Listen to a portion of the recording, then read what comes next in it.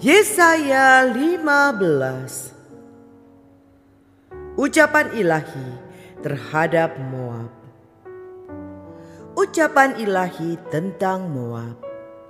Sungguh dalam suatu malam Ar Moab sudah dirusakkan, dibinasakan.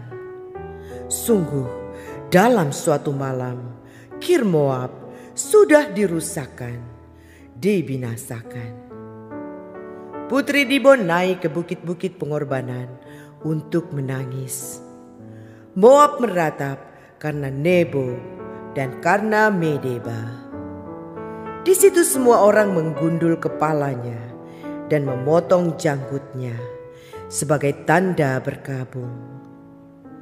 Di jalan-jalan orang berlilitkan kain kabung. Di atas sotoh dan di tanah-tanah lapang sekaliannya merata, sedang air mata bercucuran. Hesibon dan Eleale meraung-raung. Suara mereka kedengaran sampai ke Yahas.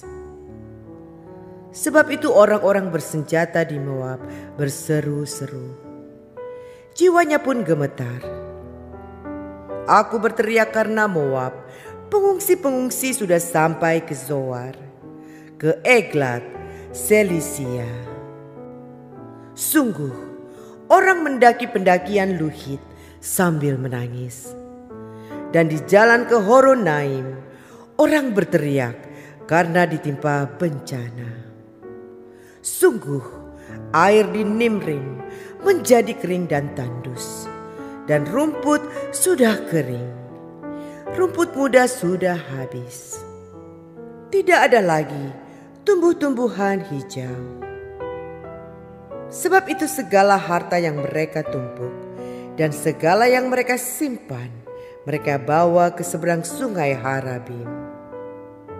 Sungguh, teriak itu akan kedengaran di seluruh daerah Moab.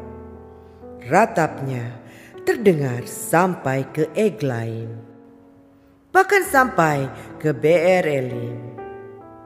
Sungguh air Dibon telah penuh dengan darah, tetapi yang menimpa Dibon akan kutambah lagi, yaitu singa akan menerkam orang-orang yang terluput dari Moab dan yang tersisa di tanah itu.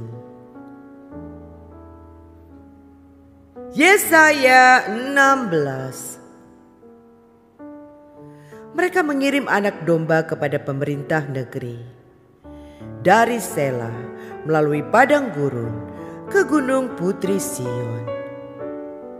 Seperti burung yang lari terbang dan isi sarang yang diusir. Demikianlah anak-anak perempuan Moab di tempat-tempat penyeberangan sungai Arnon. Berilah nasihat, pertahankanlah hak. Jadilah naungan yang teduh di waktu rembang tengah hari. Sembunyikanlah orang-orang yang terbuang. Janganlah hianati orang-orang pelarian.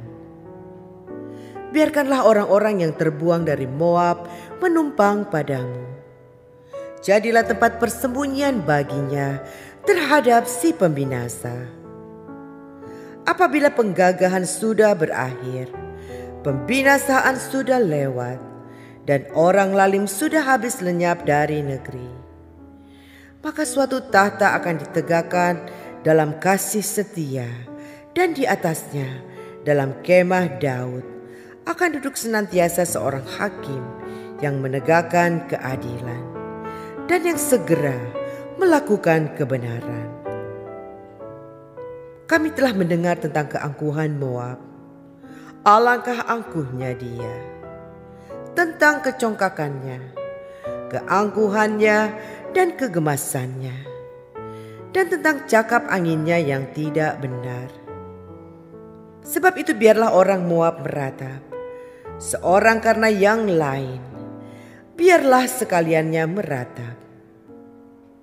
Mengingat kue kismis Kir Hareset, biarlah mereka mengadu dan hancur luluh sama sekali. Sebab kebun-kebun Heshibon dan pohon anggur Sibma telah merana. Para penguasa bangsa-bangsa telah memotong pohon-pohon anggurnya yang terbaik, yang dahulu meluas sampai ke Yaezer dan merambat ke padang gurun. Ranting-rantingnya berserak sampai ke seberang laut. Sebab itu aku turut menangis dengan Yaezer karena pohon anggur Sibma. Aku mau membasahi engkau dengan air mataku, hai Heshibon dan Eleale. Sebab pada musim kemarau, tepat waktu panen, musuhmu menyerbu dengan pekik pertempuran. Telah lenyap sukaria dan sorak-sorak dari kebun buah-buahan, yang telah menghilang dari kebun-kebun anggur. Tempik sorak dan sorak-sorai. Tiada pengirik anggur di tempat pemerasan. Pekik mereka sudah berhenti. Oleh karena itu seperti kecapi mendengking, begitulah hatiku menjerit melihat keadaan Moab, dan batinku tergerak melihat keadaan Kir-Heres. Maka sekalipun Moab pergi beribadah dan bersusah payah di atas bukit pengorbanan dan masuk ke tempat kudusnya untuk berdoa, ia tidak akan mencapai apa-apa.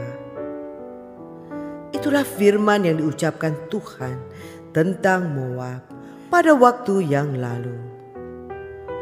Maka sekarang Tuhan berfirman, dalam 3 tahun menurut masa kerja prajurit upahan, maka kemuliaan Moab serta dengan keramaiannya yang besar akan menjadi kehinaan, dan orang yang tertinggal akan sangat sedikit dan tiada berkuasa.